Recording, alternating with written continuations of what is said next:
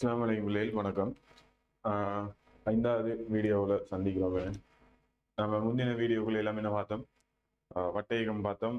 அடுத்து properties of மெண்டரில் விடுவை நீட்சி தகைப்பு அதில் பார்த்தோம். அடுத்தது உராய்வை பற்றி ஃபுல்லாக பார்த்துருந்தோம். அடுத்தது 4 wheel driving, back wheel driving, front wheel driving அதெல்லாம் எப்படி பார்த்தோம். இப்போ இந்த கிளாஸ்ல என்ன பார்க்க போறோம் என்றால் சுழற்சி இயக்கமும் அது சம்பந்தமான கேள்விகளும், அடுத்தது இந்த எரிய புவிப்பிங்கல் இயக்கத்தையும் பற்றி பார்க்க போறோம்.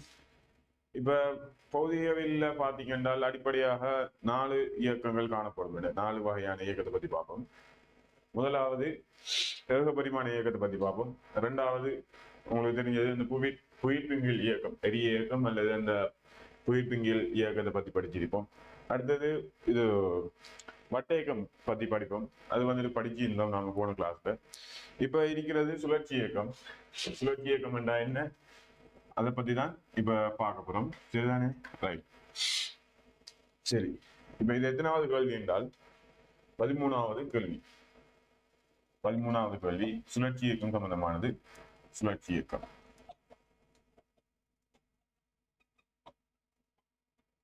சுழற்சி இயக்கம் என்ற என்னத்தை பத்தி பார்க்கிறேன்டா, ஒரு குறித்த ஒரு அச்சு பற்றி ஒரு உடலை சுழல செய்யக்குள்ள அதுல என்ன மாதிரி சுழல செய்யக்குள்ள இந்த மாதிரி முழுவது எப்படி நாம ஒரு வேலை செய்யறோம், அதை என்ன மாதிரி வேலை செய்யறோம், அந்த வேலை எதுவாக கொண்டு போய் சேர்க்கப்படுது, எந்த மாதிரி சக்தியா சேர்க்கப்படுது, அடுத்தது இதுல தாக்குற சுழல்றதுக்கு நாம வேலை ஒன்று செய்ய வேணும், அது சுழற்சியை எதிர்க்கிற மாதிரி ஒரு கணியம் காணப்படும். அதைத்தான் நாம சடத்துவ திருப்பம் சொல்லுவோம். இந்த ஏக பரிமாண இயக்கத்துல விசை வழங்கக்குள்ள அந்த திணிவு வந்துட்டு இயங்குறதுக்கு மறுக்கிற மாதிரி இங்க சுழற்சியை மறுக்கிறது தான் இந்த சடத்துவ திருப்பம் என்று பார்ப்போம். சரிதானே? சடத்துவ திருப்பத்தை பத்தி பார்ப்போம்.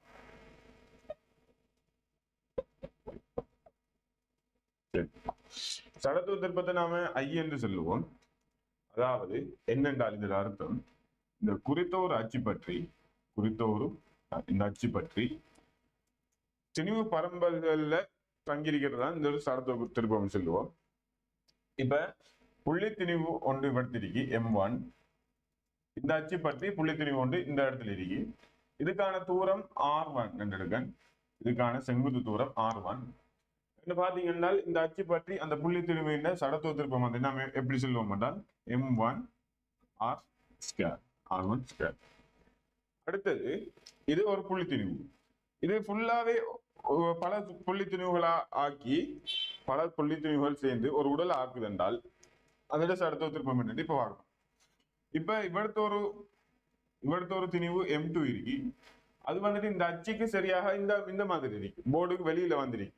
அப்படின்னு பாத்தீங்கன்னா அதோட செங்குத்து தூரம் வந்துட்டு இந்த மாதிரி இருக்கும். இது வந்துட்டு R2 M2. அடுத்தது இவடுத்த இன்னும் ஒரு திணிவு இருக்கு M3. இதோட செங்குத்து தூரம் இந்த மாதிரி என்று இது வந்துட்டு R3. இப்படி பாத்தீங்கன்னா இந்த அச்சு பற்றி இந்த உடல் இருந்த மொத்த சடத்துவ திருப்பத்தை நான் கேட்கேன். அப்படின்னா உங்களுக்கு தெரியும், மொத்த சடத்துவ திருப்பம்ங்கிறது தனித்தனி புள்ளி திணிவுகளின் சடத்துவ திருப்பத்தை மொத்தமா என்ன செய்யறது, கூட்டுறது. அப்படின்னு பாத்தீங்கன்னா sigma I is equal to 1 to 3, அதாவது n என்று எடுக்கன். இப்படி n தடவையான திணிவுகள் காணப்படுது, n என்று எடுக்கன். அது வந்துட்டு மொத்தமா கூட்டுற சடத்துவ திருப்பம் I என்கிறது 7 சிக்மா MIRI² காணப்படும். சரிதானே? எம் தடவை திணிவுகளையும் அதன் வர்க்கத்தையும் பெருக்கிறதுக்கு மொத்தமா கூட்டி பெருக்கி மொத்தமா கூட்டுறதுக்கு என்னவா இருக்கும், சமனா இருக்கும். அதாவது இது எப்படி எழுதலாம்டா, M1 R1² சக M2 R2² சக M3 R3² சக MN அப்படியே போகுது RN². சரிதானே? இதுதான் ஒரு புள்ளி திணிவு என்ற சடத்துவ திருப்பம் முன்னாடிக்கு மொத்த ஒரு உடல் என்ற சடத்துவ திருப்பம் இந்த மாதிரி காணும். சரி, இப்ப நம்ம சிலபஸை பொறுத்த வரைக்கும் சில சில அமைப்புகள் சில உருவங்களுக்கு சில இதுக்கு நமக்கு சடத்துவ திருப்பம் தெரிஞ்சுக்க வேணும். அது எக்ஸாம்லயும் தருவாங்க. சில பொருட்களுக்கு சடத்துவ திருப்பம் தெரிஞ்சுக்க வேணும். முதலாவது தெரிஞ்சுக்க வேண்டியது வட்ட வளையம். ஒரு வட்ட வளையம் இது ஒரு ரிங் மாதிரி. இந்த வட்ட வளையத்தின் சடத்துவ திருப்பம் என்னத்தால தரப்படும் என்றா, இது வந்துட்டு R உடையதும் M3 உடையதும் என்று எடுத்தால் உங்களுக்கு தெரியும் இதை நான் பல புள்ளித்திணிவுகளா பிரிக்கிறேன்.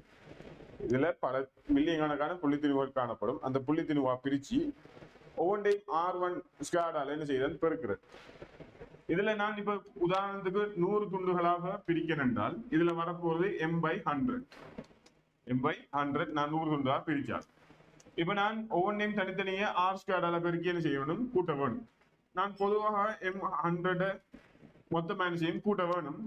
அப்ப m100 into r, அது m100 into r, அடுத்தது m100 into r என்று சொல்லி மொத்தம் என்ன செய்யணும், 100 தடவை என்ன செய்யணும், கூட்ட வேணும்.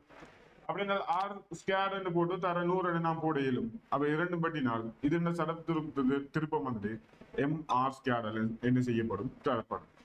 சரிதானே? வட்ட வளையத்தின் சடத்து திருப்பம் mr² தரப்படும். அடுத்தது உங்களுக்கு இன்னும் தெரிஞ்சுக்க வேண்டியதுதான் இந்த வட்ட தட்டின் சடத்து திருப்பம். ஒரு குறித்த ஒரு அச்சு பற்றி வட்டத்தட்டின் சடத்து திருப்பம். இந்த சென்ட்ரல் அச்சு பற்றி இந்த வட்டத்தட்டின் சடத்து திருப்பம் என்னென்றால் இதுவும் m3 எடுக்கன், இதுவும் r உடையது என்று என்ன செய்யறேன் எடுக்க. சரி, இப்ப இதுல பாத்தீங்கன்னா இந்த நடுப்பகுதியில திரிவு காணப்படும் என்றால் திரிவு பரமி காணப்படாது. ஏனென்றால் மொத்தமாகவே வளையத்திலாம் காணப்படும். அப்படின்னா நடுப்பகுதிக்குள்ள வாரது இங்க இல்ல. அதே இங்க பாத்தீங்கன்னா நடுப்பகுதிக்குள்ள ஒரு குறித்த ஒரு திணிவு காணப்படுது. அப்ப திணிவு பரம்பல் கூடினாதான் சடத்து திருப்பம் கூடும். ஏன் R²க்கு விகித சமனாக காணப்படுது. திணிவு பரம்பல் கூடினாதான் சடத்து திருப்பம் கூடும். அப்படின்னு பாத்தீங்கன்னா இங்க பாதி திணிவு கிட்டத்தட்ட பாதி திணிவு அச்சுக்கு கிட்ட இருக்கி. அப்படின்னு பாத்தீங்கன்னா அந்த சடத்து திருப்பத்தோட இது என்னவா இருக்கும், குறைவா இருக்கும். இது வந்துட்டு தொகையிடலால நிறுவி பார்த்தால் இதுல சடத்து திருப்பம் வந்துட்டு I= 12 mr² தரப்படும். ரைட். அடுத்தது உருளையின் சடத்து திருப்பம். ஒரு குறித்த ஒரு திண்ம உருளையின் சடத்து திருப்பம் என்னதால தரப்படும், மையம் அச்சு பற்றி. அதுவும் வந்துட்டு இந்த பல இந்த வட்டத்தட்டை சேர்த்ததுதானே இந்த உருளையின் இதா வரப்போகுது. பல வட்டத்தட்டை சேர்த்த அமைப்பு தான் இந்த உருளை. இப்படி ஸ்லைஸா வெட்டினீங்கன்னா பல வட்டத்தட்டு வரும். அம்பட்டையும் கூட்டினால் உங்களுக்கு அச்சு பற்றின திரிவு பரம்பல் ரெண்டுக்கும் சமனதான் காணப்படும். ஏன் இது அம்பட்டும் m3 எடுக்க நம்மடையும் கூட்ட வரதும் இதை கூட்டுறதும் இதை செய்யறதும் உண்டானே. இங்கிருந்து பார்க்கலாம் சடத்து திருப்பம் இந்த அச்சு பற்றி தான் சடத்து திருப்பம். அப்படின்னு பாத்தீங்கன்னா இதுக்கும் I= 12mr². ஆனால் நீங்க இந்த அச்சு பற்றி பாத்தீங்கன்னா சமனா வராது. ஏன் இந்த அச்சு பற்றி பாத்தீங்கன்னா இது ஒரு வேற உருவம். இந்த அச்சு பற்றி பாத்தீங்கன்னா இதுவும் ஒரு வேற உருவம். அது ரெண்டு சடத்து திருப்பமும் சமனா வராது. ரைட். இதுல உங்களுக்கு தெரிஞ்சுக்க வேண்டியது. அடுத்தது உங்களுக்கு தெரியாத பல இது கோலத்தின் சடத்து திருப்பம், அடுத்தது ஒவ்வொன்றின் சடத்து திருப்பம் வரும். அதை பத்தி உங்களுக்கு எக்ஸாம்லயும் தருவாங்க. சடத்து திருப்பம் என்னென்று வழங்கினா காணும். இந்த mr² எல்லாம் அவ்வளவு பாடமாக தேவையில்லை. ஏன்னா பொதுவா எக்ஸாம்ல என்ன செய்வாங்க, தருவாங்க. சரி, இப்ப அடுத்தது இப்ப சடத்து திருப்பம் ஒன்று காணப்பட்டால் அந்த உடல் வந்துட்டு சுழல்றதுக்கு பஞ்சுபடும். சுழல்றது கஷ்டப்படும். நாம நிறைய வேலை செய்யும். இப்ப அது எப்படி நாம குறித்த ஒரு விசைய வழங்கி அதை சுழல வச்சா அது என்ன மாதிரி ஆர்முடுகம்ன்றதுதான் இப்ப பார்க்க. சரிதானே? அந்த கோண ஆர்முடுகள் என்ன மாதிரி காணப்படும் என்றுதான் இப்ப பார்க்க போறோம். ரைட். இந்த ஏகபரிமாண இயக்கத்துல நீங்க இத சடத்து திருப்பத்துக்கு என்ன மாதிரி நினைக்கலாம் என்றால் திணிவு மாதிரி நினைக்கலாம். ஏகபரிமாண இயக்கத்துல திணிவு என்ன மாதிரி செயற்படுதோ அதே மாதிரிதான் இந்த சடத்து திருப்பம் சுழற்சி இயக்கத்துல செயற்படும். சரிதானே? ரைட். இன்னும் ஒரு விஷயம் தான் நாம பார்ப்போம். முறுக்கம் என்று ஒரு சாமான். சுழற்சி இயக்கத்துல இன்னும் ஒரு விஷயம் பார்ப்போம். முறுக்கம் வந்துட்டு ஏகபரிமாண இயக்கத்துல என்ன மாதிரி தொழிற்படும் என்றால் ஏகபரிமாண இயக்கத்துல விசைக்கு தான் நம்ம இங்க விசை மாதிரி தான் இங்க முறுக்கத்தை பயன்படுத்துவோம். உங்களுக்கு தெரிய வேணும். இப்ப எப்படி ஒரு உடல் காணப்படுது, அது இந்த மையம் அச்சு பற்றி இப்படி சுழல வேணும். ஆனா இது நான் சும்மா வச்சு இந்த சுழலுமா இல்ல, ஏதாவது ஒரு விசையை வழங்கினா தான் ஒரு உடல் வந்துட்டு அசையும். ஒரு உடல் வந்துட்டு அசையணும்னா ஒரு விசையை வழங்க வேணும். அப்படின்னா இது சுழல வேணும்டா மையம் பற்றி ஏதாவது ஒரு விசை கொடுத்தா சுழலாது. ஏன் மையம் பற்றி விசையை வழங்கினால் அது சுழலாமல் ஏகபரிமாண இயக்கதா. அப்படின்னு பாத்தீங்கன்னா சுழலணும்டா நான் இப்படி தட்ட வேணும், இல்லாட்டி இப்படி தட்ட வேணும், இப்படி சுத்த வேணும். அதுக்கு நான் இவர்த்த ஒரு விசை ஒன்று வழங்கிறேன் F1. இவர்த்த இப்படி ஒரு விசை வழங்குறேன் F1. இவர்த்த ஒரு புள்ளியை பற்றி இப்படி இழுக்க F1. அடுத்தது இப்படி ஒரு சும்மா ரெண்டமா திரும்ப ஒரு விசை வழங்குறேன் F2, இப்படி ரெண்டமா இன்னும் ஒரு விசை வழங்குறேன் F3. இப்படி வழங்கினால் இந்த உடல் என்ன செய்யும், இந்த மாதிரி சுற்றும். அதே இது நான் இந்த மாதிரி விசை ஒன்றை வழங்கினால், இந்த மாதிரி விசை ஒன்றை வழங்கினால் இப்படி சுத்துறதுக்கு எதிராக திரும்ப சுத்த பார்ப்பேன். அப்ப இது வந்து என்ன செய்யும், கேன்சல் ஆகும். சரிதானே? நான் பொதுவாக சொல்றேன், இது வந்துட்டு கேன்சல் ஆகும். இப்படி ஒரு விசை வழங்குறேன். இப்ப நான் ஒரு உடலுக்கு விசை வழங்கினா அங்க தொழிற்படுறதுதான் முறுக்கம். அங்க ஒரு நான் முறுக்கம் என்றா வழங்குறேன். ஒரு உடலை சுழல வைக்கணும்டா அதுக்கு முறுக்கம் வழங்கினாதான் சுழல். ஏன் ஒரு உடலை ஏகபரிமாணமாக இயக்க வேணும்டா விசை வழங்கினா தான் இயங்கும். அதே மாதிரி தான் சுழற்சி இயக்கத்துல ஒரு உடலை சுழல வைக்க வேணுமென்றால் அதுக்கு ஒரு முறுக்கத்தை வழங்கணும். சரிதானே? நம்ம முறுக்கத்தை நாம சொல்லுவோம் தோ என்று சொல்லுவோம். தோ என்று சொல்லுவோம்.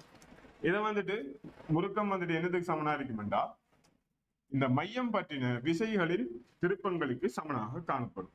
விசைகளின் திருப்பம் என்ன வரும், விசை தர விசைக்கு செங்குத்தான தூரம் D1, இதுக்கு செங்குத்தான தூரம் D2, இதுக்கு செங்குத்தான தூரம் D3. அப்படின்னு பாத்தீங்கன்னா இதுல முறுக்கம் என்ன வரப்போகுது, F1 D1, F2 D2, F3 D3. இப்ப இதுல நான் என் விசைகள் கொடுக்கிறேன், இந்த மாதிரி விசைகள் கொடுக்கிறேன். மொத்த விசைகள் முறுக்கம் என்ன வரப்போகுது, மொத்த விசையாலே பார முறுக்கம் என்ன வரப்போகுது என்றால் மொத்தமாக Fi into Di அல்லது Fi into Ri என்று தரப்படும். இதான் நாம் வழங்குற முறுக்கம். முறுக்கம் என்கிறது நீங்க ஜெனரலா சொல்ல போனால் நீங்க சுழற்சி இயக்கத்துக்கு செய்யப்படுற வேலை, சுழல்றதுக்கு நீங்க செய்யற வேலை தான் இந்த முறுக்கம் என்று சொல்லுவோம். சரிதானே? ரைட். இப்ப அடுத்தது முறுக்கத்துக்கு இன்னும் ஒரு சமன்பாடு தான் இருக்கு, டோ சமன் I alpha. டோ சமன் I alpha. இந்த அல்பான்ற உங்களுக்கு தெரியும், கோண ஆர்முடுகள். I என்றால் சடத்து திருப்பம். எவ்வளவு கோண ஆர்முடுகள் அடையுது, அதாவது அதை பெருக்கிற சடத்து திருப்பதால பெருக்கிற வாரதுதான் இந்த முறுக்கமாக சொல்லுவோம். அல்லது உங்களுக்கு தெரிய வேணும்டா இப்ப நீங்க டோ வந்துட்டு இரண்டுக்கு சமப்படுத்தலாம். F into R அல்லது F into D Saman I into அல்பாவை காணப்படும். இப்ப நீங்க செய்யற வேலை இது வந்துட்டு வேலைக்குரிய சமன்பாடு. நீங்க செய்யற வேலை வந்துட்டு அதை அடைந்த கோண ஆர்முடுகள் தர இது இதா காணப்படும், சடத்துவ திருப்பமா காணப்படும். சரிதானே? ரைட். இப்ப அடுத்தது நான் இப்படி ஒரு வட்டத்தட்டு ஒன்று இருக்கு, வட்டத்தட்டு RRI உடைய வட்டத்தட்டை இவர்த்த ஒரு புள்ளி பற்றி F விசை கொடுத்து இழுக்கிறேன். ஒரு புள்ளி பற்றி F விசை கொடுத்து இழுக்கு. இப்படி நான் ஒரு புள்ளி பற்றி F விசை வழங்கிட்டே இருந்தால் அது அடைகிற கோண ஆர்முடுகளுக்கான சமன்பாடு தான் அண்ணாகிறது. இங்க சமப்படுத்த வேண்டியது நீங்க வழங்கின முறுக்கம் வந்துட்டு என்ன, F into R. இது வந்துட்டு இது சடத்து திருப்பம் மையம் என்றால் I alpha Saman F into R. அப்ப இந்த அல்பா சமன் என்ன, FR over I. சடத்துவ திருப்பம் கூடினால் அடைத கோண ஆர்முடுகள் குறைவடையும், விசை கூடினால் அடைத கோண ஆர்முடுகள் கூடும், ஆரை கூடினாலும் அடைத கோண ஆர்முடுகள் என்ன செய்யும், கூடும். I மாறாமல் விசை இதெல்லாம் மாறினால் உங்களுக்கு எப்படி மாறும் என்று தெரியும். இதுதான் இவ்வளவு இருக்கிறது. அடுத்தது இப்ப நான் இது வந்துட்டு ஒரு வட்டத்தட்ட சுழற்சி செய்யறது. இப்படி சுத்தின உடனே அதுக்கு ஒரு சுத்தி போட்டு விசையை விட்டால் ஒரு கோண ஆர்முடுகள் என்ன செய்ய போது சுத்த போகுது. அப்படி சுத்துறதுக்கு ஒரு சக்தி ஒன்று இருக்குமா இல்லையா, அப்படி சுத்துறதுக்கு ஒரு சக்தி காணப்படும். அதைத்தான் நாம சொல்லுவோம் சுழற்சி இயக்க சக்தி. அதுக்கான சமன்பாடு தான் E சுழற்சி இயக்க சக்தி சமன் ½ I ஒமேகா ஸ்கொயர் காணப்படும். சரிதானே? ரைட். மறுபடியும் விளங்கி எடுங்க எல்லாரும்.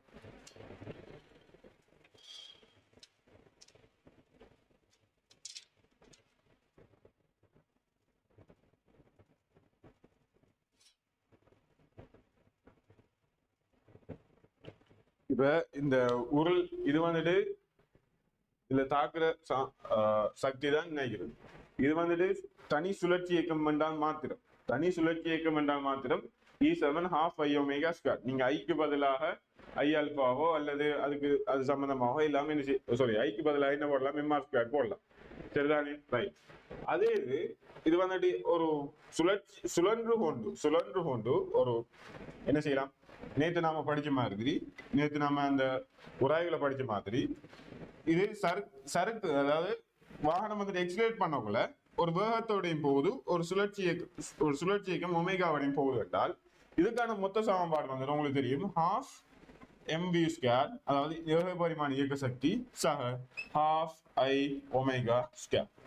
சரிதானே? இதான் மொத்த இயக்க சக்திக்கான சமன்பாடு, மொத்த இயக்க சக்தி. இப்ப உங்களுக்கு தெரிய வேண்டியது என்னண்டா, உங்களுக்கு தெரிய வேண்டியது ஒரு சுழற்சி இயக்கம் ஒன்று நடக்க வேண்டும் என்றால் அதுக்கு ஒரு முறுக்கம் தாக்கியிருக்க வேண்டும். முறுக்கம் வழங்கினா தான் ஒரு உடலை வந்து நம்ம சுழற்றலாம். அப்படி உடலை சுழற்றக்குள்ள முறுக்கம் வழங்குறோம், சுழற்ற கஷ்டப்படுறோம். அந்த கஷ்டப்படுற காரணி தான் இந்த சடத்துக்கு இருக்கும் ஐ. நீங்க முறுக்கம் கொடுத்து ஒரு உடலை சுழற்றுறீங்க, சுழற்றக்குள்ள அதுல கோண ஆறு முடுகளுக்கும் அந்த முறுக்கத்துக்குமான சமன்பாடு தான் தோ சமன் ஐ அல்பா. இப்ப உங்களுக்கு முறுக்கம் என்றா நீங்க முறுக்கம் என்றா எப்படி கொடுப்பீங்க? விசை தான் கொடுப்பீங்க. அந்த விசைக்கும் முறுக்கத்துக்குமான சமன்பாடு தான் தோ சமன் எஃப் இன்டு ஆர். நீங்க முறுக்கம்ங்கிறது செஞ்ச வேலைக்கு என்னவா இருக்கும்? சமனா காணப்படும். சரிதானே? ரைட். இப்ப அடுத்ததை பார்ப்போம். அடுத்து உங்களுக்கு முதலாவது கேள்வியில வரக்கூடியது தெரிஞ்சிக்க வேண்டியது, முறுக்கம்ங்கிறது எந்த அளவு கொண்டிருக்கும் என்றால் நியூட்டன் மீட்டர். இப்ப நம்ம பார்த்ததுல இருந்து என்ன வழங்கணும்டா, நீங்க பார்த்திருப்பீங்க அதோட சமன்பாடு. நீங்க ஒரு பொதுவான சமன்பாடு எடுக்கலும் அந்த சமன்பாடு வந்துட்டு கோண ஆர்முடுகள் அல்லது ஆர்முடுகளுக்கு நேர்மாறு வீத சமனாக இது காணப்படும், சடத்துவ திருப்பம் காணப்படும். இதுல இருந்து உங்களுக்கு என்ன வழங்கணும்டா, சடத்துவ திருப்பம் கூடினால் சுத்துறதுக்கு என்ன செய்யும்? கஷ்டப்படும். அப்படி சடத்துவ திருப்பம் கூடி சுத்துறதுக்கு கஷ்டப்பட போல அது அடையிற கோண ஆர்முடுகள் என்ன செய்யும்? குறையும். இப்ப சுத்துறது கஷ்டப்பட்டா கோண ஆர்முடுகள் குறையும், லீனியர் ஆர்முடுகள் என்ன செய்ய போகுது? குறைவடை போகுது. இதுல இருந்து இதுக்கு பிறகு நம்ம பார்க்கிற இன்னும் ஒரு வகையான இதான் இந்த சாய்தளத்துல உருளுகின்ற இயக்கம் பத்தி பார்க்க போறோம். அதுவும் கிட்டத்தட்ட இதே மாதிரி தான். இப்ப பாருங்க, இப்ப இப்படி ஒரு சாய்தளம் இருக்கு தீட்டா கோணத்துல. இதுல ஒரு உருளையோ அல்லது ஒரு வட்ட வளையமோ, முதல்ல நான் வட்ட வளையத்தை எடுக்கேன். வட்ட வளையம் வந்துட்டு சுயாதீனமாக விடப்படுது. இதுக்கும் இதோட செங்குத்து உயரம் வந்துட்டு எச்சா காணப்படுதுன்னு சொல்லியாரு. இதுக்கும் நிலத்துக்கும் இடையிலான செங்குத்து உயரம் எச் சொல்றாரு. இதுல திணிவு வந்துட்டு நிறைய வந்துட்டு எம்ஜி என்று சொல்லப்படுது. சரிதானே? ரைட். இப்ப இதை நான் அப்படி சுயாதீனமாக விட்டால் என்ன நடக்கும் கேட்கிறேன். இப்ப இதுக்கு உராய்வு அற்றதண்டு இல்லை, இதுக்கு உராய்வு ஒன்று காணப்படுது. சரிதானே? உராய்வு காணப்படுது. நீங்க நினைச்சு பாருங்க, இப்ப உராய்வு இல்லைன்றால் இதுல ஏதாவது விசைகள் தொழிற்படுமா? இல்ல. உராய்வு இல்லைன்னா இதுல எதுவும் விசை தொழிற்படாது. இப்படியே விட்டால் அப்படியே வழுக்கி கொண்டு வந்து உருளாமல் வழுக்கும். ஏன்? இதுல ஒரு விசையும் தொழிற்படாது. மையம் நோக்கி எம்ஜி, இதுல மையத்துல எம்ஜி தாக்க போகுது, கீழ் நோக்கி எம்ஜி தாக்க போகுது. அதை நீங்கள் இவ்வாறு பிரிச்சால் இதுல எம்ஜி சைன் தீட்டா தாக்கும். எம்ஜி சைன் தீட்டா, இது 90 மைனஸ் தீட்டா, இது theta 90 minus theta, 90 minus theta sine theta, MG sine theta தாக்கும். இங்கால செங்குத்தாக எம்ஜி கொஸ் தீட்டா தாக்கும், எம்ஜி கொஸ் தீட்டா. இதுல இருந்து மையம் நோக்கி மறுதாக்கம் ஆறு தாக்கும். சரிதானே? ரைட். உங்களோட விஷயம் தான் இதுல தாக்க போது உராய்வு இல்லையே என்றால். அப்படி பாத்தீங்கன்னா இதால முறுக்கம் வருமானு கேட்டால் இல்லை, இதால முறுக்கம் வருமானு கேட்டால் இல்லை. இதாலையும் என்ன செய்யாது? முறுக்கம் வராது. ஏன்? மையத்துக்குள்ளாட போறதால ஒரு முறுக்கம் ஒன்று வராது. முறுக்கம் இல்லை என்றால் உங்களுக்கு இது சுழலுமா? இந்த ஒரு வளையம் வந்துட்டு சுழலாது. அப்படி ஏகபரிமாணமாக கீழ் நோக்கி இயங்க போகுது.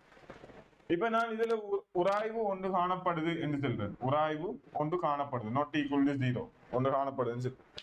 அப்படின்னு பாத்தீங்கன்னா இந்த பர்ற இடத்துக்கும் இந்த வளையத்தின் பர்ற இடத்துக்கு ரெண்டுகளையும் இடையில இப்படி வளர்க்க போகுதுண்டா, உராய்வு வந்துட்டு மேல் நோக்கி தாக்க போகுது. ஒரு விசை ஒன்று என்ன செய்யப்பட போகுது, புதுசாக ஒரு விசையும் வரும், எஃப். இப்ப இதெல்லாம் நமக்கு தேவையில்லை. இது வந்துட்டு முறுக்கத்துக்கு ஒன்றும் செல்வாக்கு செலுத்தாது. அதால நான் இது கீழே இல்லை. இப்ப நான் பாக்குறேன், இப்ப உருளை வந்துட்டு இங்கால வழுக்கி இயங்க போது அதை எதிர்க்கிற வகையில உராய்வு இங்கால நோக்கி தாக்கும். இங்கால உராய்வு தாக்குதுன்றால் இது வழுக்காமல் என்ன செய்யும்? சுழலை பார்க்கும். ஒரு முறுக்கம் ஒன்று இதால வழங்கப்படும், அதால இது சுழலை பார்க்கும். இப்ப நான் இது வழுக்காம ஃபுல்லாவே சுழல்னு சொல்றேன். தூய உருளும் இயக்கம் என்று எடுக்க. தூய உருளும் இயக்கம் என்றால் சறுக்காம சுழல் என்று எடுக்க. சரிதானே? ரைட். அப்படி என்றால் இந்த எஃப்ஆல கொடுக்கப்படுற முறுக்கம் முழுவதுமாக என்ன இருக்கும்? அது அடைந்த கோண ஆர்முடுகளின் சடுத்து திருப்பதின் பெருக்கத்துக்கு சமனாக காணும். எப்படி உங்களுக்கு தெரியும் டோ சமன் எஃப் இன்டு ஆர். இந்த ஆரை ஆர் என்று எடுத்தால் எஃப் இன்டு ஆர் சமன் என்ன ஐ அல்பா. அப்ப இது இதுக்கு எஃப் விசை வழங்குறதால அடையிற முறுக்கத்தை வச்சு இது அடையிற கோண ஆர் முடிவுகள் வந்துட்டு எஃப் இன்டு ஆர் ஓவர் ஐயாக என்ன செய்யும் காணும். இதுலயும் நீங்க பார்க்கலாம் ஐ கூட கூட ஆர் முடிவுகள் என்ன செய்யும் கோண ஆர் முடிவுகள் என்ன செய்யும் குறைபாடு. இப்ப அடுத்தது இப்ப ஏக பரிமாண ஆர் முடிவுகள் ஒன்றும் காணப்படும். என்ன இப்ப உருண்டு கொண்டு வந்து அவர்த்தை நிக்காது, உருண்டு கொண்டு கீழே வரப்போகுது. இதுக்கு ஒரு ஏக பரிமாண ஆர் முடிவுகளும் காணப்படும். அதை பார்க்கறதுக்கு தான் நம்ம நியூட்டன் இயக்க விதிகள் யூஸ் பண்ணுவோம். எஃப் சமன் எம்ஏ யூஸ் பண்ணால் இங்கால பக்கம் கீழ் நோக்கி, இங்கால பக்கம் எம்ஜி சைன் தீட்டா மைனஸ் உராய்வு விசை எஃப் காணப்படுது. அது சமன் என்ன எம்ஏ காணப்படும். அப்ப இதுல இருந்து நீங்க ஏக பரிமாண ஆர் முடிவுகளை காணையிலும், இதுல இருந்து நீங்கள் என்ன காணையிலும் கோண ஆர் முடிவுகள் காணையிலும், இதுல இருந்து நீங்க ஏக பரிமாண ஆர் முடிவுகள் இதுல இருந்து காணலாம் ஏ சமன் ஆர் அல்பா யூஸ் பண்ணி.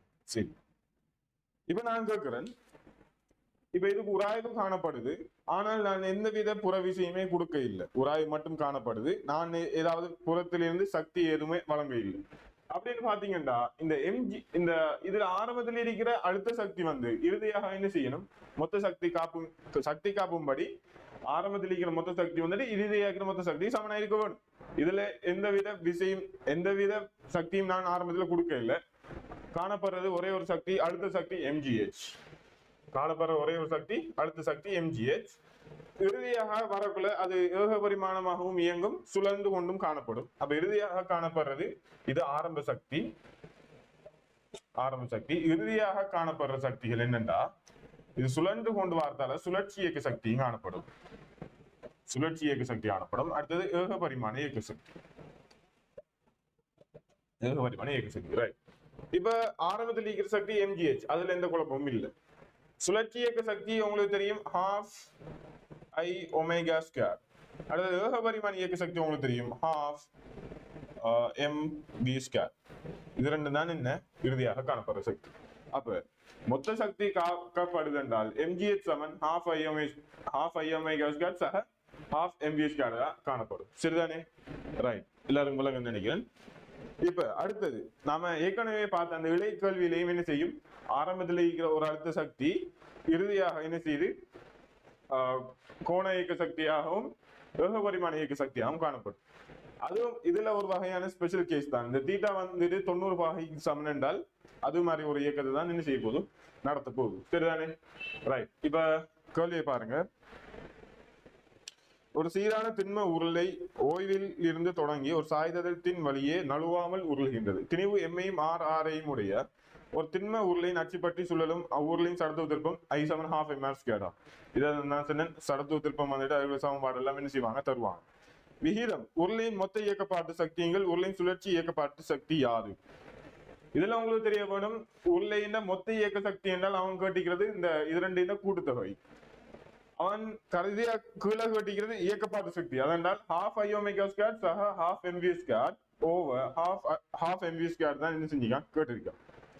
இப்ப இது எப்படி இந்த கேள்வி எப்படி செய்யறால் உங்களுக்கு தெரியும், இதுல இருந்து வரப்போறது half I omega square சக half mv square over half mv square. இதான் சமன்பாடு இருக்கிறது. அப்ப இதுல என்ன தெரியலாம் மட்டும் இது ஐக்கு பதிலா அந்த பெருமானத்தை போட்டீங்கன்னா ஐக்கு பதிலா நீங்க அந்த பெருமானத்தை போட்டீங்கன்னா உங்களுக்கு விட வரும். சரிதான், இதை அழிச்சு போட்டு செஞ்சாட்டும். சரி, இப்ப இது பொதுவான ஒரு கேள்வி. இது வந்துட்டு இது எந்தவித கணக்குகளும் சம்பந்தப்படாத கேள்வி. இது நீங்க தியரிலேயே நீங்க என்ன செஞ்சுக்கணும் படிச்சுக்க வேணும். இப்ப இதுல இருந்து உங்களுக்கு தெரிய வேணும் என்னென்றால் ஐ அல்பா இன்வெர்ஸ்லி ப்ரொபோர்ஷனல் என்ன ஐயா காணப்படும். ஐ கூடினால் அல்பா குறையும், ஐ கூடினால் ஏ என்ன செய்யும் குறைவடையும். ஏக பரிமாண ஆர் முடிவுகள் கோண ஆர் முடிவுகள் ரெண்டும் இந்த சடத்துவ திருப்பம் கூடினால் சுத்த பஞ்சு படுறதால என்ன செய்யும் குறைவடையும். சடத்துவ திருப்பம் என்றால் வட்ட வளையம் இயங்குறதும் வட்ட தட்டி இயங்குறதும் என்ன வித்தியாசமா காணப்படும். சரிதானே? ரைட். இப்ப கேள்வியை பாருங்க. ஐ சமன் எம்ஆர் ஸ்டார்ட் பை 2 என்ற உருளையை என்ற வட்ட தட்டை வந்துட்டு அவர் என்ன செய்யறாருண்டா உருளையை வந்துட்டு என்ன செய்யறாரு, உருளைக்கும் வட்ட தட்டுக்கும் ஒரே இதுதானே. என்ன செய்யறாருன்னா ஒரு சாய்தளத்தின் வழியே கீழே விடுறாராம் தீட்டா. அதோட உயரம் பத்தி தரல. அப்ப இது இப்படி என்ன செய்ய போகுது, கீழே இயங்க போகுது, இதுல ஒரு ஆய்வு தாக்க போகுது, சுத்தி கொண்டு வந்து கீழே விழ போகுது. ரைட். இதுல கேட்டியார் மொத்த இயக்கப்பாட்டு சக்தி total energy over rotational motion சுழற்சி இயக்கத்தின் எனர்ஜி. ரைட். அப்படி பாத்தீங்கன்னா மொத்த எனர்ஜின்னு பாத்தீங்கன்னா என்ன வரும்போது half mv ஸ்கொயர் வேக பரிமாண இயக்க சக்தி சக சுழற்சி இயக்க சக்தி half i ஒமேகா ஸ்கொயர். இதுல உயரம் தந்திருந்தாலும் இந்த மொத்த இயக்க சக்திக்கு நீங்க என்ன செஞ்சுக்கலாம், அந்த உயரத்தின் அழுத்த சக்தியா போட்டிக்கலாம். ஏன் அங்க வேற ஒரு சக்தி ஒண்ணுமே இல்லை, அந்த அங்க இருக்கிற அழுத்த சக்தி தான் வந்துட்டு இறுதியாக வந்துட்டு வேக பரிமாண இயக்க சக்தியாகவும் என்ன சுழற்சி இயக்க சக்தியாகவும் மாறப்போகுது. அதுக்குள்ள சுழற்சி இயக்கப்பாட்டு சக்தி அப்படின்னாலும் half i ஒமேகா ஸ்கொயர் கேட்டிருக்கான். இதோட விகிதம் தான் கேட்டிருக்காரு. சரிதானே? இப்ப நீங்க பாத்தீங்கன்னா உங்களுக்கு நேரம் ஒன்று தராமல் வியோ ஒமேகாவும் செய்யாது, கணிக்க இயலாது. நேரம் தராம வியும் ஒமேகாவும் கணிக்க இயலாது. அப்ப நேரமும் இது ஒன்று தர இல்லை அப்படின்னாலும் நாம இதுக்கு வேற வழி ஏதாவது பார்க்க வேணும். இப்போ ஐ வந்துட்டு உங்களுக்கு தந்திக்கிற m²/2 ஒமேகாவுக்கு பதிலா நீங்க என்ன வில ஒரு சமன்பாடு போடலாம். v சமன் r ஒமேகா. அப்போ ஒமேகா சமன் என்ன v ஓவர் r, ரெண்டையும் ஸ்கொயர் பண்ணால் v ஸ்கொயர் ஓவர் r காணப்படும். ரைட். அப்படின்னு பாத்தீங்கன்னா இப்ப half எல்லாத்தையும் வெட்டி போட்டு நான் தனியாக எழுதுறேன் mv ஸ்கொயர் சக அடுத்தது என்ன mr²/2 தர ஒமேகாவுக்கு பதிலா v ஸ்கொயர்/r போட்டால் ஓவர் இதுவும் என்ன இருப்பது mr²/2 தர v square over r square. இதுல உங்களுக்கு இதெல்லாம் பட்டுப்படும் r², இந்த r², m எல்லாத்துலயும் பட்டுப்படும், v ஸ்கொயர் எல்லாத்துலயும் பட்டுப்பட வேணும், v ஸ்கொயர் எல்லாத்துலயும் பட்டுப்படும். இதுல இருந்து பாத்தீங்கன்னா இது வந்து 2 1 இது சமன் என்ன வரப்போகுது 2 3 4 பாருங்க. இத பாத்தீங்கன்னா இப்ப இதுல என்ன இருக்கு mv ஸ்கொயர் சக mv²/2 ஓவர் mv²/2. இப்ப இதுல mv எல்லாத்தையும் பற்றி நீங்க என்றால் என்ன வரப்போகுது 3 2 1 2. சோ இது 2 மட்டும் பட்டால் ஆன்சர் 3. எத்தனாவது விடை 4வது விடையாக காணப்படும். இப்ப இதுல இருந்து என்ன வழங்கணும்டா கேள்விக்கு எல்லா தரவும் தந்துதான் செய்யணும் இல்ல, கேள்விகள் வந்துட்டு மாறி மாறி செய்யலும், அதுக்கு எக்ஸ்பீரியன்ஸ்லேயும் தான் மாறுது. அடுத்தது இப்ப இந்த உருளைண்ட இயக்கம் வந்துட்டு கொஞ்சம் சிக்கலானது. நீங்க பார்க்கலாம் உராய்வு இருக்கு, ஏன் இது ஸ்லோ ஆகாம ஆர் முழுவதுன்னு பார்க்கலாம். இந்த உராய்வுங்கிறது எப்பவும் இயக்கத்தை எதிர்க்கும், ஆனா அது எதிர்க்கிற இது வந்துட்டு நமக்கு சாதகமாக அமையும். சரிதானே? இப்ப நடக்கக்கூடிய செய்யலாம் நமக்கு சாதகமா அமைகிறது தான் உராய்வுன்ற என்ன ஒரு பயன் என்றும் சொல்லலாம். ரைட். இப்ப இது வழங்கினார்கள் நோட் பண்ணதை நோட் பண்ணிக்கொண்டு அடுத்ததுக்கு போகும். இந்த 2026ஆம் ஆண்டு பேப்பரை பார்த்தாங்க தெரியும். இதே மாதிரி கேள்வி உண்டு, அதே மாதிரி அதே இடத்துல முதல் 15க்குள்ள இருந்து செஞ்சிருக்கு வந்திருக்கு. அது வந்துட்டு கொஞ்சம் நம்பரை மாத்தி தந்திருக்கான். இதுல அதே மாதிரி தான் என்ன இது இந்த பேப்பர் செஞ்சாங்களே அது என்ன அதான் பாஸ் பேப்பர்ங்கிறது அதான் முக்கியம். இப்ப நீங்க மொரட்டு எக்ஸாம்ல வேணும் பண்ணால் ஏ எடுக்கலாம். மொரட்டு எக்ஸாம்ல நீங்க 5 வருஷம் பாஸ் பேப்பர் மொரட்டு செஞ்சு போனா ஏ எடுக்கலாம். அந்த ஏ எடுத்தவர் வந்துட்டு இந்த நடக்கிற ஃபைனல்ல ஏ எடுப்பாரான்னு ஷோர் இல்லை. ஏன்னா ஃபைனல் வந்து மொரட்டு எக்ஸாம்ங்கிறது உங்களோட இத ஐடியா எப்படி வாங்குறது சோதிக்கிறது. ஃபைனல் எக்ஸாம் வந்துட்டு நீங்க அந்த 2.5 நிமிஷத்துக்குள்ள ஒரு எம்சிக்யூ செய்யறீங்களான்னு என்ன செய்யுது டெஸ்ட் பண்றது அந்த ஃபைனல் எக்ஸாம். அப்ப 2 என்ன செய்யணும் வேற வேறையா ப்ரிப்பேர் ஆகணும். சரி பாருங்க. அப்ப அடுத்த கேள்வி, ஒரு பொருள் தரைக்கு மேலே ஒரு உயரத்திலிருந்து தரை மீது சுயாதீனமாக போடப்படுகின்றது. அதேவேளை வேறொரு பொருள் அதே உயரத்திலிருந்து கிடையாக எரியப்படுகின்றது. வழித்தடை புறக்கணிக்கத்தக்கது என கொள்க. இரு பொருள்களும் பரப்பு நேரம் பற்றிய பின்வரும் இக்கூற்று உண்மையா? நம்ம எரியத்தில பத்தி பார்த்துக்கணும் 2வது வீடியோன்னு நினைக்கிறேன். சரிதானே? ரைட். இப்ப ஒரு பொருள் ஒரு உயரத்திலிருந்து ஒரு சுயாதீனமாக போடப்படுகின்றது. ஒரு பொருள் வந்துட்டு இந்த உயரத்திலிருந்து சுயாதீனமாக கீழே போடப்படுதான். அடுத்தது இன்னமொரு பொருள் கிடையாக ஒரு வேகத்தோட எரியப்படுது. இது வந்துட்டு சுயாதீனமாக கீழே போடப்படுது. சரிதானே? இது சுயாதீனமாக கீழே என்ன செய்து போடப்படுது. இதுக்கு ஆரம்ப வேகம் 0, அதுக்கு ஒரு வேகம் காணப்படும். நம்ம எரியத்துல பார்த்திருப்போம், அதி உயர் புள்ளியில ஒரு பெரிய பாதை இப்படி இருக்கின்றால் அதி உயர் புள்ளியில இதுக்கு கிடைவேகம் மட்டும் காணப்படும், நிலைக்குத்து வேகம் என்ன செய்யப்படாது, காணப்படாது. இப்ப இதுக்கு பாத்தீங்கன்னா இதுக்கு ஒரு கிடைவேகம் காணப்படுது b, இது அதி உயர் புள்ளி என்று எடுக்கலாம். இந்த விலங்காதாக்களை செல்வன் இது அதி உயர் புள்ளி மாதிரி. மற்றது நிலைக்குத்தாக கீழே சும்மா போடப்படுதான். இப்ப நம்ம இயக்கத்துல 2 இயக்கம் காணப்படுது. எரியத்துல பார்த்திருப்போம், இயக்கத்தை வந்துட்டு 2 விதமா பார்க்கணும். முதலாவது கிடையொண்ட பார்க்கணும், அடுத்தது நிலைக்குத்த அடுத்தது பார்க்கணும். 2 சேர்த்து செய்யலாம் பார்க்கலாம். இதுல கிடையாக பாத்தீங்கன்னா B7 S7 QT அதை போட்டீங்கன்னா கிடையாக 6 முழுகள் இல்ல. ஒரு குறித்த ஒரு நேரத்துல எங்க போகுது S7 UT போட்டீங்கன்னா இது பாத்தீங்கன்னா V into T, ஒரு குறித்த ஒரு நேரத்துல ஒரு குறித்த ஒரு கிடை இடப்பெயர்ச்சி என்ன செய்ய போகுது, அது அடைய போகுது. எஸ்ங்க இடைப்பெயர்ச்சி அடைய போகுது. நிலைக்குத்தாக கீழ் நோக்கி சமன்பாடு போட்டிக்கென்றால் V வர்க்கம் சமன் U வர்க்கம் சக 2 AS அதை போடலாம். இப்படி போட்டீங்கன்னா உங்களுக்கு ஆரம்ப வேகம் 0, இறுதி வேகம் வந்துட்டு V என்று எடுக்கன் V வர்க்கம் சமன் நீங்க இதோட அந்த S7 half AD ஸ்கொயர் போட்டீங்கன்னா இன்னும் லேஸ் ஆയിരിக்கும். S7 half A S7 UT plus half AT square. இதுல இருந்து பாத்தீங்கன்னா ஒரு உயரம் அடையும் S1 என்று எடுக்கன், அது சமன் ஆரம்ப வேகம் 0, இது 0, half G T ஸ்கொயர் என்று வரும், மைனஸ்ல வரும். நான் கீழ் நோக்கி பாவிச்சால் பிளஸ்ல வரும். சரிதானே? ரைட். அடுத்தது S2, அதே சமன் half G T ஸ்கொயர் தான் என்ன செய்யும், காணப்படும். இது விளங்கிட்டா உங்களுக்கு? இது ஒரே உயரத்திலிருந்து போடுறது என்றதாலை S1 சமன் S2 அப்படி நீங்க சமப்படுத்தி பார்த்தீங்கன்னா T1 சமன் T2 என்ன செய்யும், காணப்படும். இதுக்கு நீங்க இவ்வளவு எழுதலாம் தேவையில்லை. எக்ஸாம் பேப்பர் செஞ்சாலுக்கு இது ஒரு எக்ஸ்பீரியன்ஸ் இருக்கிறாள் என்ன செய்யலாம், பார்த்த உடனே என்ன செய்வார், பார்த்த உடனே 5வது விட உடனே போய்ப்பார். இதுல வந்துட்டு இதுக்கெல்லாம் 2.5 நிமிஷம் என்ன செய்யலாம், கொடுக்கல. இது முதல் 5 வார கேள்வி, ஃபர்ஸ்ட் 5 வார கேள்வி. உங்களுக்கு என்ன செய்யணும், 14வது கேள்வியா போட்டிருக்கு. இதுல பெரிய ஒரு டைம் என்ன செய்யலாம், நீங்கள் எடுத்துக்கொள்ள இயலும். ரைட், அடுத்த கேள்வியை பார்ப்போம். இப்ப இந்த கேள்வி, அதாவது இந்த 14வது கேள்வியை வந்துட்டு உங்களுக்கு நான் ஏற்கனவே சொன்ன மாதிரி என்ன செய்யலாம், 30 செகண்ட்லயே செய்ய இயலும். நான் இப்ப இது செஞ்சு காட்டின ஆறுக்கண்டால் யாருக்கும் இந்த மாதிரி கேள்வியை புதுசா பாக்குற ஆளுக்கு தான் என்ன செஞ்சு காட்டி வைக்கும். இது மாதிரி பலாயிரக்கணக்கான கேள்விகள் என்ன ஒவ்வொரு மாடல் பேப்பர்லையும் ஒவ்வொரு பாஸ் பேப்பர்லையும் என்ன செய்து காணப்படுது. இதை விட்டுட்டு வேற கேள்விகள் வார்டு இது ஒரு 4-5 ஒரு 10-15 தரம் வந்த ஒரு கேள்விதான் இந்த கேள்வி. சரிதானே? ரைட். இப்ப அடுத்த கேள்வியை பார்ப்போம். இது வந்துட்டு இலைகளில் குறுக்காலை பற்றி சம்பந்தமாக வந்த கேள்வி வந்து 15வது கேள்வி. இலைகளில் குறுக்காலை இது பத்தி வந்தது.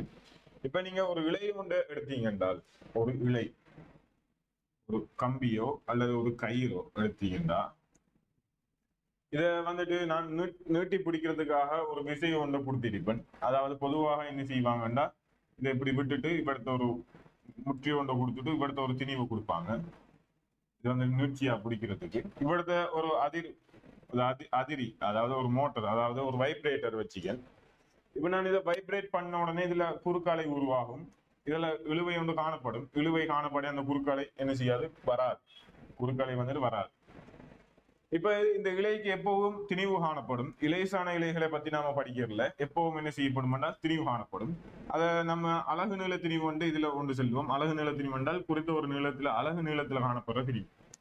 இப்ப இதுல வேகம் இந்த இலையில குறுக்காலை ஒன்று உருவாகுது என்றால் இந்த மாதிரி உருவாகும் என்றால் இந்த மாதிரி என்ன செய்யும், உருவாக இயலும்.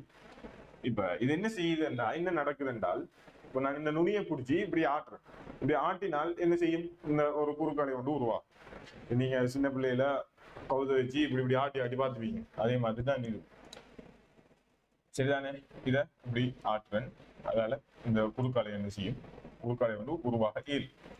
இப்ப இந்த குறுக்காலை வந்துட்டு இந்த இலையில வந்துட்டு இந்த குறுக்காலையில வேகத்துக்கு வந்து நாம சொல்லுவோம் V சமன் √T/m. இந்த T வந்துட்டு இந்த இலையில தாக்குற இழுவை, அதாவது இதான் அந்த T, இலையில தாக்குற இழுவை. இது வந்துட்டு இப்படி இருக்கும் T. இந்த எம்ங்கிறது இந்த இலையின் அலகு நீள திரிவு. அலகு நீள திரிவு, அதாவது அலகு நீள திரிவு என்றால் எம் சமன் இந்த இலையின் திணிவு, மொத்த திணிவு கேபிட்டல் எம் ஓவர் இலையின் நீளம் பலித நீளம். இலையின் பலித நீளம் என்றால் இந்த முட்டைக்கு தான், இந்த முட்டோட அந்த அலை வந்துட்டு நின்றுது, அந்த முட்டோட அலை வந்து நின்று, இந்த முட்டு வந்துட்டு ஒரு எண்டு, அந்த இலையின் எண் தான். பலித நீளம் என்றால் இந்த இலையின் இந்த மொத்த நீளம் எண். அலகு நீள திணிவு என்றால் உங்களுக்கு தெரிய வேணும், ஒரு குறித்த ஒரு ஓர் அலகு காணப்படுற திணிவு தான் அலகு நீள திணிவு. சரி, இதண்ட அலகை பார்த்தீங்கன்னா, இந்த அலகு நீள திணிவு அலகை பார்த்தீங்கன்னா என்ன வரப்போகுது? Kilogram metre minus 1. ஒரு மீட்டருக்கு எத்தனை கிலோகிராம் என்றுதான் தெரியும். V சமன் √T ஓவர் M. இதுல ஒன்றும் இல்லை பெருசா. உங்களுக்கு தெரியும், இன்னும் ஒரு சமன்பாடு தெரியும் உங்களுக்கு, குறுக்கலை அலைகள். இந்த சமன்பாடு உங்களுக்கு தெரியும், V சமன் F lambda. இது வந்துட்டு இலையின் குறுக்கு அலைக்கு மட்டும்தான் இது பொருத்தம். இது வந்துட்டு எல்லா அலைகளுக்கும், லைட்டுக்கும் இது பொருத்தம். இதுல இருந்து பாத்தீங்கன்னா உங்களுக்கு தெரிய வேணும், இதுல என்ன கேட்டிருக்கான், லம்டா தான் கேட்டிருக்கான். அப்ப லம்டா வந்துட்டு உங்களுக்கு என்ன வரும்? லம்டா சமன் V over F. V over F, அதாவது ஒன்றிங்கில் F into √T over M என்ன செய்யும் காண்போம். இவ்வளவு தான் இதுக்கு தேவையானது. சரிதானே? குறுக்காலையை பத்தி, அதை பத்தி, இதை பத்தி, குன்றாலைகளை பத்தி என்ன செஞ்சோம் ஃபர்ஸ்ட் கிளாஸ்ல என்ன செஞ்சோம் படிச்சிருக்கோம். இன்னமும் இலைகள்ல குறுக்காலையை பத்தி, இலைகள குறுக்காலை பத்தி தான் படிச்சிருக்கோம். வழியில நின்றாலைகள் பத்தி நாம் இன்னும் படிக்கல. வழியில நின்றாலை பத்தி இன்னும் படிக்கல. சவுண்டை பத்தி இன்னும் பார்க்கல பெருசாக. அதை பத்தி என்ன செய்வோம், வார கேள்விகள்ல என்ன செய்வோம் பார்ப்போம். சரி, இப்ப பாத்தீங்கன்னா சரி, இந்த கேள்விக்கு இப்ப வருவோம்.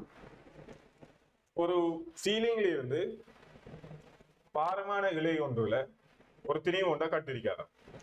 பாரமான இலை ஒன்றுல ஒரு திணிவை கட்டிருக்காராம். இது கீழுக்கு இருந்து வை தூரத்துல மாறும் தூரம் வை தூரத்திலிருந்து இந்த அலை நீளம் லம்டா எப்படி மாறுங்கிறது தான் இந்த கேள்வி. உங்களுக்கு தெரியும், இந்த லம்டா வந்துட்டு என்னத்துக்கு நேர்விகித சமனாக காணப்படும் என்றால் lambda proportional to √T over M. அலகு நீள திணிவு, இந்த இலையின மொத்த அலகு நீள திணிவு, இலையின அலகு நீள திணிவு என்ன செய்யாது, மாறாது. இலையின திணிவு நிறை, இலையின திணிவு மாறாது, இலையின நீளம் மாறாது. அப்படின்னா இலையின அலகு நீள திணிவு என்ன செய்யாது, மாறாது. அப்படின்னா லம்டா ப்ரொபோர்ஷனல் டு T என்று எடுக்கலாம். இப்ப இழுவை மாறுதா என்று கேட்டீங்கன்றால் ஓ, இழுவை மாறுது. எப்படி? ஆரம்பத்துல உங்களுக்கு தெரியும் mg என்ற இழுவை காணப்படும். mg என்ற இழுவை இப்படி காணப்படும். திரும்ப மேலுக்கு கொஞ்சம் தூரம் போனீங்க என்றால் இந்த இலையின் பாரமானது, இந்த இலை பாரமானது என்றதால இலையின் நிறையும் சேர்ந்து என்னவா காணப்படும். இதுல இலையின் நிறை வந்துட்டு A என்று எடுக்கன். இப்ப நான் இந்த இலையின் அலகு நீள திணிவு M தானே, அலகு நீள திணிவு M என்று எடுக்க. அலகு நீள திணிவு M. இது அலகு நீள திணிவு மாறுமான்னு கேட்டால் இல்லை, மாறாது. நான் இலையை வந்துட்டு மேல் நோக்கி போயிட்டு இருக்கக்குள்ள இந்த இலையின் சொட்டு நீளம் வருதானே, இந்த நீளத்துக்குரிய நிறை என்ன செய்யும், இந்த அலையில செல்வாக்கு செலுத்தும். அதை நாம சொல்லுவோம் M into Y காணப்படும். ஏன்? அலகு நீள திணிவு M, சென்ற தூரம் y, அப்படின்னால் கீழே தாக்குற நிம்மளவு நிறை என்ன M into Y காணப்படும். அப்படின்னால் இந்த இடத்துல, இந்த புள்ளியில, இந்த Y புள்ளியில அதுல தாக்குற இழுவை என்னவா காணப்படும் என்றால், T சமன் mg plus my என்ன செய்யும் காணப்படும். வழங்கிட்டது. T சமன் mg plus my காணப்படும். Capital mg. நிறைய வந்துட்டு இது திணிவு வந்துட்டு mg, நான் அலகு நீள திணிவு வந்துட்டு கேபிட்டல் M என்று எடுக்கேன். அப்ப mg plus கேபிட்டல் my என்ன செய்யும் காணப்படும். அப்ப இது T வந்துட்டு போக போக போக y கூட இழுவை வந்துட்டு என்ன செய்யும் கூடும். இப்ப அலை வந்துட்டு வெடுத்திருக்கக்குள்ள இலையின மொத்த நிறையும் சக இந்த mg இலையின மொத்த நிறையும் இந்த நிறையும் தான் சேர்ந்து என்ன செய்யும், இழுவையை கொடுக்கும். அந்த இழுவை தான் அந்த குறுக்கலையின் வேகத்துக்கு நேர்விகித சமனாக காணப்படும். அப்படின்றால் இந்த அலை வந்துட்டு ரொட்டிக்கு நேர்விகித சமனாக காணப்படும். அப்ப T வந்துட்டு என்னவாக காணப்படும், உங்க T proportional to ரொட்டுக்குள்ள mg plus capital my காணப்படும். இப்ப y கூட இந்த T என்ன செய்யுது, மொத்தமாக என்ன செய்யுது கூடும். இந்த y கூட T வந்துட்டு மொத்தமாக கூடும். இது வந்துட்டு என்ன வகையான வரைவாக வரும் என்று கேட்டால், என்ன வகையான வரைவாக வரும் என்றால் lambda proportional to ட்ரூட்டுக்குள்ள எக்ஸ் ஆக காணும். உங்களுக்கு y சமன் mx சரி y proportional to ட்ரூட்டுக்குள்ள எக்ஸ் ஆக காணப்படுற வரைவு தான் இதுக்கு வரப்பு. y சமன் mx வரைவுங்கிறது உற்பத்திக்குள்ளால போற வரைவு, உற்பத்திக்குள்ளால போறது. y சமன் x ஸ்கொயர்ங்கிறது இந்த மாதிரி போற வரைவு, y சமன் ரூட் எக்ஸ்ங்கிறது இந்த மாதிரி போற வரைவு. சரிதானே? ரைட். அப்ப விடைய பாத்தீங்கன்னா இந்த வரைவு தான் வர வேணும். y சமன் ரூட் எக்ஸ்ங்கிறது இந்த மாதிரியான வரைவு வர வேணும். அங்க பாத்தீங்கன்னா இந்த மாதிரியான வரைவு இல்லை. இது வந்துட்டு ஆரம்பத்தில் எங்க ஸ்டார்ட் பண்ண வேணும் என்றால் இது y சமன் இது x சமன் 0 என்றால் y சமன் 0 ஸ்டார்ட் ஆகும். ஆனா இங்க பாத்தீங்கன்னா டிஃபால்ட்டாக ஒரு நிறை காணப்படுது mg. அப்ப 0 இருக்கக்குள்ள லம்டா 0 இருக்கும் என்று கேட்டால் இல்லை, லம்டா 0 இருக்காது. லம்டா வந்துட்டு ஒரு குறித்த ஒரு பெருமானம் mg குறிய பெருமானத்திலிருந்து அப்படி என்ன செய்யும் இப்படி y சமன் ரூட் எக்ஸ் வரை y ப்ரொபோர்ஷனல் ரூட் எக்ஸ் வரைவு என்ன மாதிரி போகும். இது வந்துட்டு எப்படி வரும்னா a பிளஸ் எக்ஸ் என்று வரும். சரிதானே? a பிளஸ் எக்ஸ், எக்ஸ் கூட கூட கூட ஒரு ஆரம்ப பெருமானத்திலிருந்து y கூட போகுது, கூடி அங்கால பிறகு மாறாம காணப்படாது, அப்படியே கூடிதான் போகும்.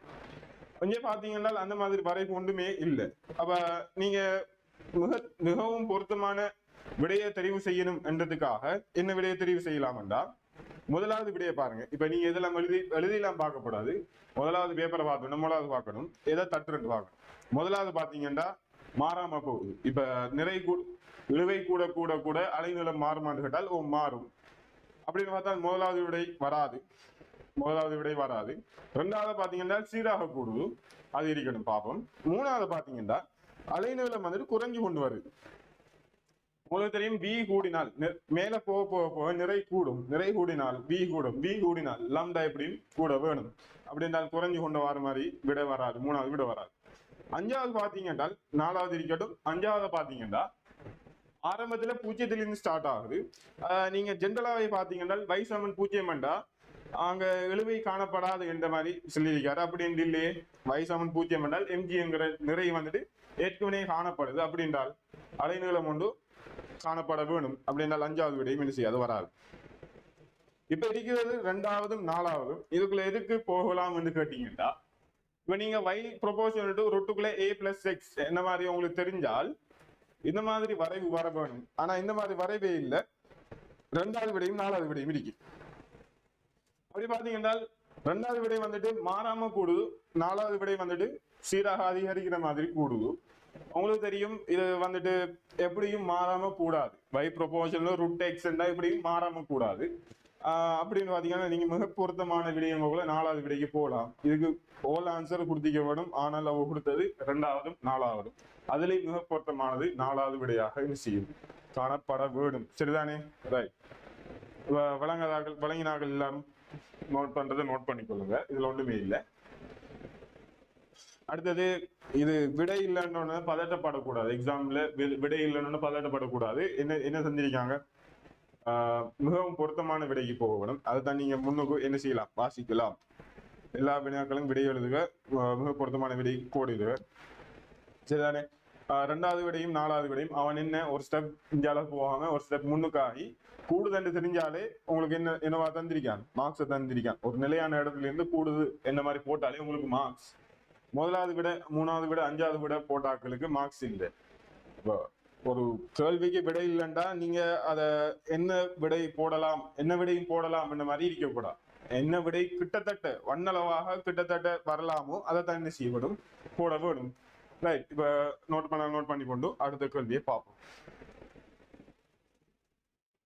ரைட். இப்ப என்னண்டா இதோட இந்த வீடியோவை முடிச்சு கொள்ளுவேன். ஏனென்றால் ஏற்கனவே 1 மணி நேரத்துக்கு கூட வைத்து அப்ப பார்க்கறது கஷ்டமாகிக்கிறதால இதோட முடிச்சு கொள்ளன். அடுத்த இதுல இருந்து நாம வீணின் மாறிலி, அதாவது ரேடியேஷனுக்குள்ள வீணின் மாறிலி, அடுத்தது வீட்டிகிராஃப் ஆர்முடுகள் சம்பந்தமானது, லிப்டின் இயக்கம், அடுத்தது உந்தம் சம்பந்தமாகவும் என்ன செய்வோம் பார்ப்போம் அடுத்த வீடியோல. அடுத்தது என்னண்டா இந்த வீடியோ இப்படி ஒரு நடக்கிறத பத்தி நிறைய பேருக்கு தெரியாது. நீங்க எல்லாருக்கும் என்ன செய்ய வேணும், கொஞ்சம் தெரியப்படுத்த வேணும். இது நீங்க இதுவரை நடத்தினத்தை பார்த்தாலே, இதுவரை நான் செஞ்ச அம்பட்டையும் பார்த்தாலே மெக்கானிக்ஸ்ல பாதி முக்காவாசி செய்யலாம், கிளியர் பண்ணலாம். அடுத்தது லைட் வீடியோ செஞ்சேன். அதை பார்த்தாலே நீங்க லைட்ல 60% தியரிஸ் இந்த கவர் பண்ண இயலும். இது ஒரு பெரிய ரிவிஷன் மாதிரியானது. நான் சும்மா ஃப்ரீயா செஞ்சு கொண்டு இருக்கிறேன். சரிதானே? ரைட். இப்ப அடுத்த வீடியோல சந்திப்போம். எல்லாருக்கும் ஷேர் பண்ணி கொள்ளுங்க. Okay right. இப்ப நம்ம முருக்கத்தை பத்தி பார்த்தோம். முருக்கம்ங்கிறது அலகுகள் பத்தி பாத்தீங்கன்னா, முருக்கத்தின் அலகு வந்துட்டு திருப்பத்தின் அலகு சமனாக காணப்படும். அது வந்துட்டு உங்களுக்கு தெரிஞ்ச மாதிரி F×R சமன், செஞ்ச வேலைக்கும் சமன், செஞ்ச வேலை அலகு பரிமாணத்துல சமன். அப்ப பாத்தீங்கன்னா சக்தியின் சமனும் ஜூலுக்கும்